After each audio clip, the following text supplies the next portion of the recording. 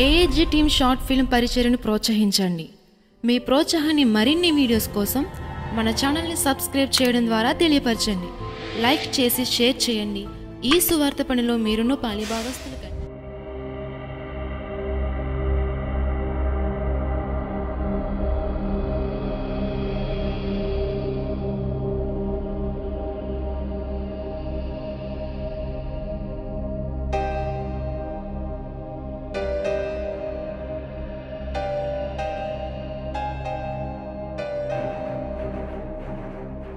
లిఖిత, ఏం చేస్తున్నా? కనిపించట్లేదా? బైబిల్ చదువుకుంటున్నాను. అవునులే, చదువుతున్నావు. ఏం చదువుతున్నావు? గుడ్ ఫ్రైడే వస్తుంది కదా, యేసుక్రీస్తు ప్రభు సిలువలో పలికిన 7 మాటల గురించి ధ్యానిస్తారు. అందులో ఒక మాట నేను చెప్తానని పాస్టర్ గారిని అడిగాను. అవునా?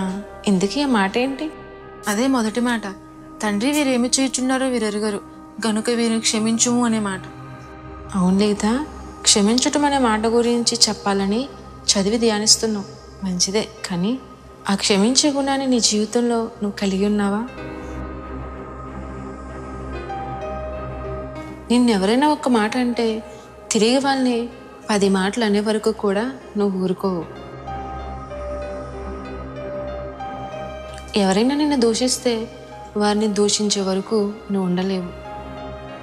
ఎవరైనా నిన్ను శపిస్తే ఇతరులు అంతకంటే ఎక్కువగా తిరిగి శపించే నువ్వు క్షమాపణ గురించి చెప్పడం అనేది చాలా ఆశ్చర్యం కలిగిస్తుంది.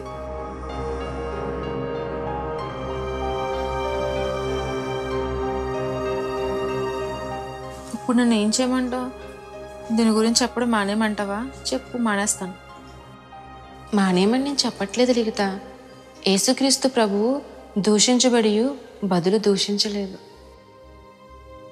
ఆయన నోట ఏ కపటము కనబడలేదు. ఆయన్ని కొట్టువారికి ఆయన వీపును అప్పగించారు. బొచ్చు కత్తిరించు వాని ఎదుట ఆయన మౌనంగా గొర్రెపిల్ల వలె ఉండిపోయాడు. ఆయన శ్రమ పెట్టబడి బెదిరింపక న్యాయముగా తీర్పు తీర్చు దేవునికి తను అప్పగించుకున్నారు. ఆయన కొట్టి దూషించిన వారిని, శ్రమకు గురిచేసి బాధించిన వారిని, సిలువకు అప్పగించిన వారిని సహితము క్షమించిన దేవుడు.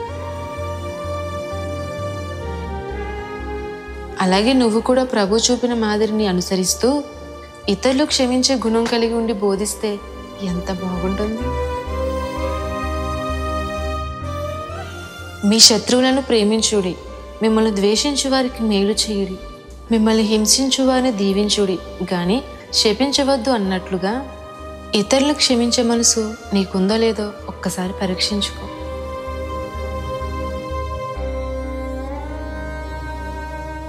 ఇతరులకు బోధించి నీకు నువ్వు బోధించుకోవా? ఒక్కసారి ఆలోచించి సరిచేసుకుని బోధించు.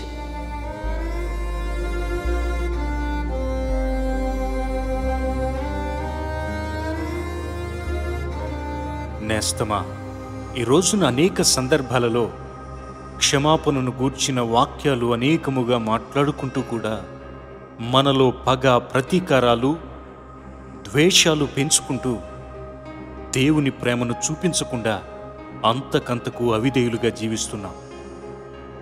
ఎవడైనను తనకు హాని చేసినని యొక్కడనుకుని ఎడల ఒకనినొకడు సహించుచు దయ కలిగి కరుణా హృదయులై క్రీస్తునందు దేవుడు మిమ్మును క్షమించులాగున మీరును ఒకరినొకరు క్షమించుడని వాక్యం చెప్తున్నట్లుగా మనము కూడా క్షమించే మనస్సు కలిగి అందరితో సమాధానముగా ప్రేమ కలిగి ఉండుటకు ప్రయాసపడదాము.